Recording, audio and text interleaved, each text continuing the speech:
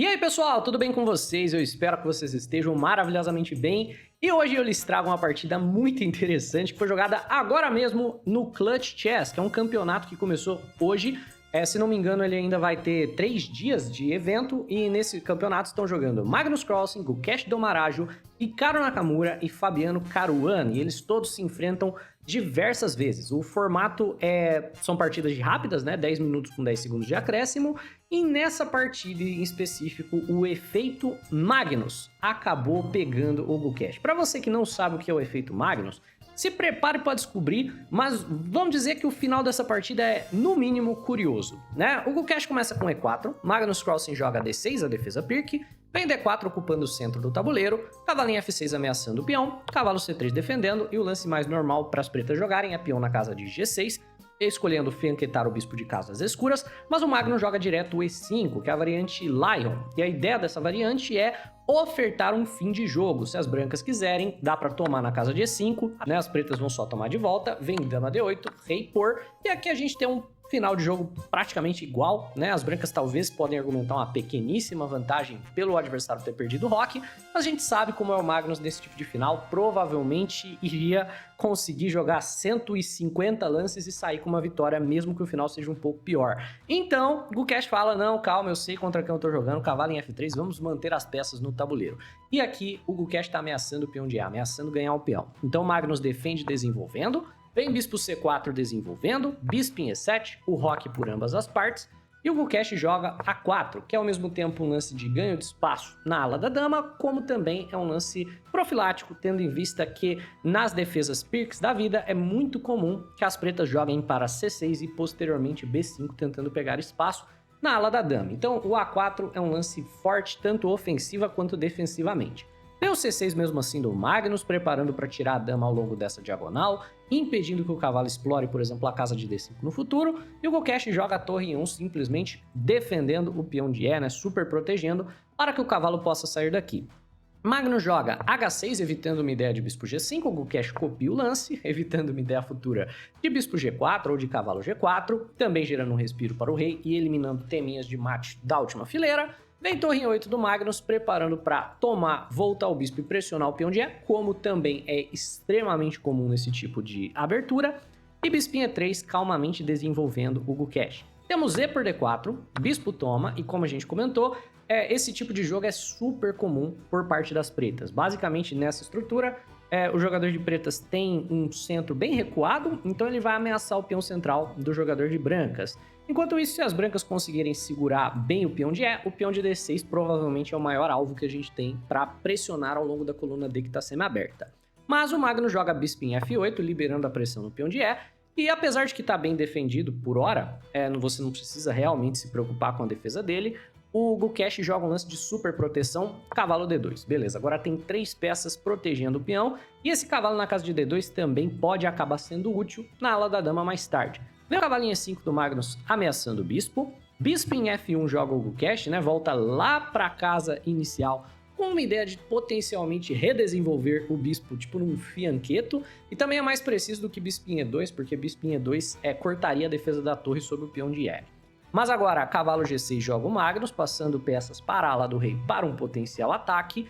E o Gukesh vai contra-atacar na ala da dama. Ele joga A5 com a ideia de jogar peão em A6. A ideia do Gukesh aqui é peão em A6, mesmo que venha eventualmente como um sacrifício de peão, bagunça completamente a estrutura de peões do jogador de preta, se ele aceitar, e gera um peão avançado, né? Também se ele não aceitar o toma em B7, o peão de A tá fraco, então esse A5 é um lance bem desagradável.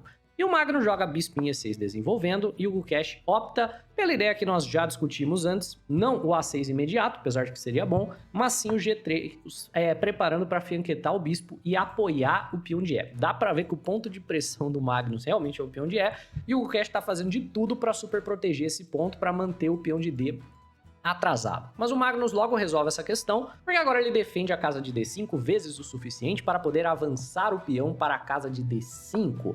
E nesse instante temos a opção de trocar o peão, e com essa tensão central, nenhum dos dois jogadores realmente quer tomar, né? Se você toma o peão de D do jogador de pretas, você melhora o cavalo dele. Se pretas tomam o nosso peão de E, melhoram o nosso cavalo da casa de D2 que vai para o centro do tabuleiro. Então o Gukesh simplesmente joga bispo G2 e o Magnus também resolve não tomar, resolve jogar bispo B4. Agora sim, gerando uma ameaça mais ou menos grave, né, de ganhar o peão de A, e também a ameaça mais ou menos grave, né, de pressionar a casa de E4, certo? Com a captura do cavalo. No entanto, o Gukesh simplesmente não quer perder o peão de A, então ele joga o A6. E nessa posição, Magnus toma e o Gukesh não tem muita pressa para retomar, mas você vê que o plano das brancas, do A4, A5, A6, que é muito parecido com os planos que você vê de computador, né? As máquinas adoram jogar esse tipo de coisa. Realmente deu resultado, porque aqui a estrutura de peões das pretas está pior. Pretas têm uma clara fraqueza, que é o peão de A, e brancas basicamente não tem absolutamente nenhum problema na própria posição.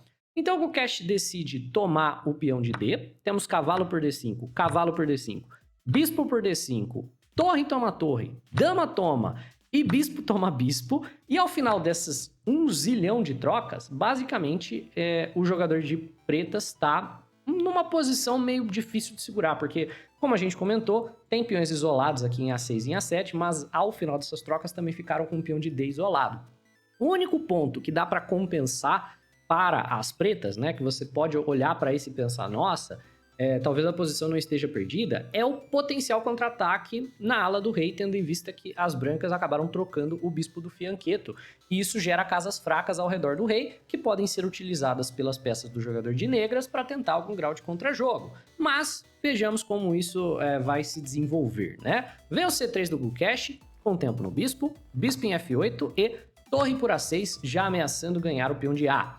Aqui o Magnus joga a dama B5, ameaçando o peão da casa de B2, e tem duas maneiras de você jogar essa posição, né? Você poderia tomar em A7 ou você poderia recuar defendendo o peão de B. Ambas são ok, né? Dá para você jogar de qualquer uma das maneiras que você preferir, mas o Gukesh opta pela mais sólida, ele joga a torre em A2, voltando e defendendo o peão de B. Vem A5 das pretas, agora sim defendendo o peão. Dama em A4 oferecendo uma troca de damas, e como a gente comentou, se por um acaso o Magnus troca damas aqui, esse final vai ficar perdido porque a estrutura de peões dele é muito pior. Então o Magnus decide jogar dama em D3, mantendo a peça no tabuleiro, gerando uma ameaça no cavalo, e se o cavalo sair daqui também, gerando algumas ameaças incômodas em cima desse rei, com alguns cheques, né? Se o cavalo sai, de repente, um dama B1 cheque pode ser chato, de repente pode ter uma ideia de perpétuo, dependendo de para onde você joga o cavalo.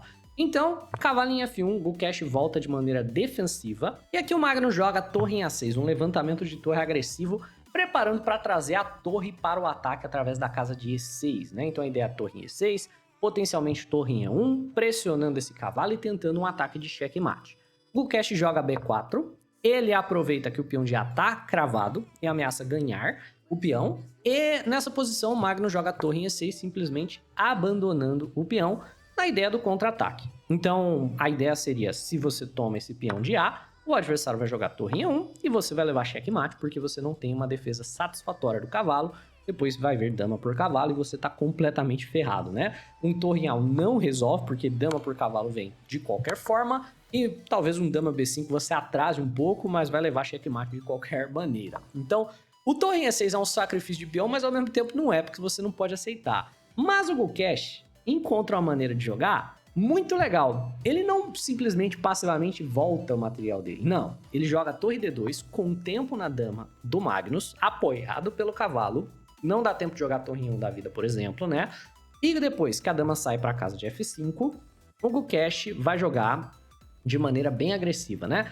O Magnus ameaçou o peão de H, mas o Gukesh não está interessado na defesa, ele toma o peão de A, e ele gera a sua própria condição de vitória no peão passado lateral. Vem, dama por H3 aqui por parte do Magnus Carlsen, que é uma imprecisão, mas está pressionando o cavalo e gerando temas de checkmate. Então os temas de checkmate são, por exemplo, com um lance torre em E1 por parte do Magnus, depois a ameaça de capturar o cavalo, dependendo da circunstância, uma ideia de jogar um cavalo em H4, um cavalo em E4 como sacrifício mesmo, para poder expor o rei. E o Gukesh está ganho nessa posição, se ele encontra o lance dama em D1. Tudo que ele precisa fazer é evitar o torre em E1, e a posição é uma posição de vantagem. Claro, é uma posição que vai demorar um pouco para converter, mas o jogador de pretas realmente não tem ataque e as brancas têm a sua condição de vitória nesse peão passado lateral.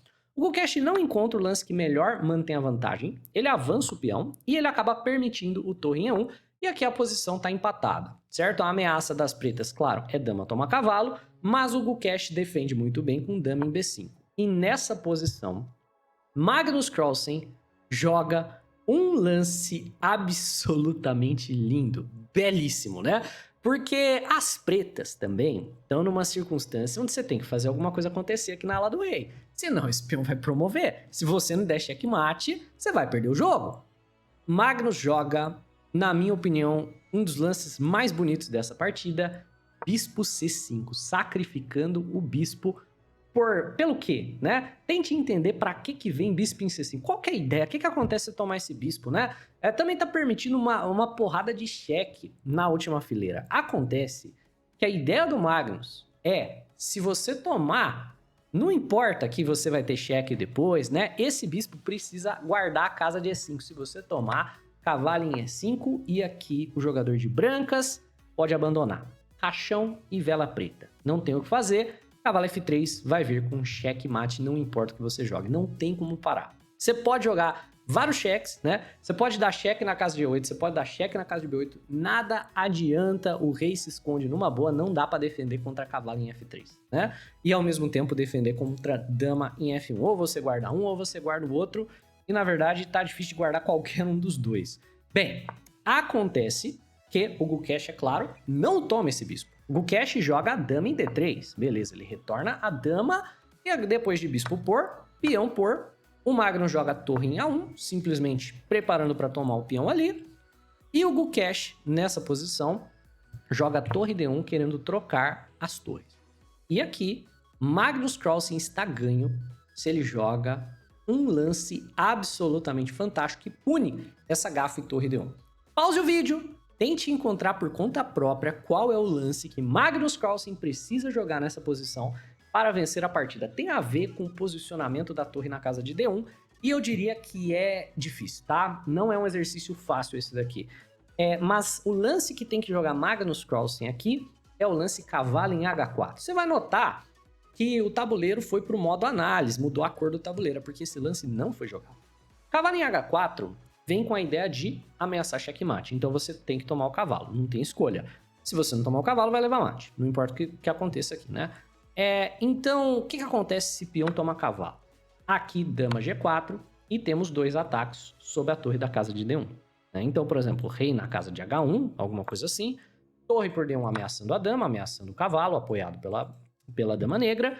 E um abraço. Não tem tempo de gerar esse contra-jogo aqui, o Gukesh. Não foi jogado na partida. Na partida, Magnus Carlsen jogou cavalo em F4, que é diferente, note, do lance anterior. Não é cavalo em H4. Note que a barra de avaliação dá 000. E nessa posição, o Gukesh do Marajo abandona a partida. Por que ele abandonou? Porque a partida parece perdida. Claro, tá ameaçando checkmate na casa de G2, né? Tá ameaçando a dama na casa de D3. E se você tomar o cavalo, você vai perder para exatamente a mesma coisa, dama em G4 pegando a torre. Então, o que exatamente as brancas deveriam ter feito que não abandonado essa partida? Parece completamente perdido, mas acontece que esse peão de A é muito forte, é muito contra-jogo. Então você poderia trocar, né, a sua dama, defender a ameaça de checkmate, deixar o adversário tomar a dama, tomar a torre, e esse final... é um final onde o jogador de pretas não tem ataque nenhum. Se você prestar atenção, claro, pretas ganharam a dama, pretas têm uma vantagem saudável de material. Mas o ataque acabou. Não tem nenhum cheque que ele possa te dar e não tem nenhuma ideia de checkmate. E ao mesmo tempo, A7 e A8 tá vindo. E o jogador de pretas, na verdade, só tem um lance que não deixa promover, que é voltar a dama para casa de C8. Certo? Porque aí você pode responder A7 com dama em A8. Mas, mesmo nessa circunstância, vamos dizer, peão A7, dama em A8, o jogador de brancas, no mínimo, segura um empate porque a dama está completamente paralisada. Dá pra gente jogar, inclusive, cavalo por peão. E aqui, por exemplo, estamos ameaçando o cavalo B6. E o que acontece se ele toma? Você promove com cheque. E aí vai ser um final de torre contra cavalo completamente ganho para as brancas. Brancas aqui estão ameaçando o cavalo C7, estão ameaçando o cavalo B6... e é até muito difícil para você segurar essa posição de pretas, né? Pretas aparentemente tem rei H7 e depois de cavalo C7 ameaçando a dama, tem dama na casa de F3, e quando a gente promove, né, ele tem dama por F2 e ele tenta o perpétuo, né? Então rei H1, dama por G3, tá ameaçando, por exemplo, cavalo em F2 aqui, checkmate. Então você vai ter que voltar para defender.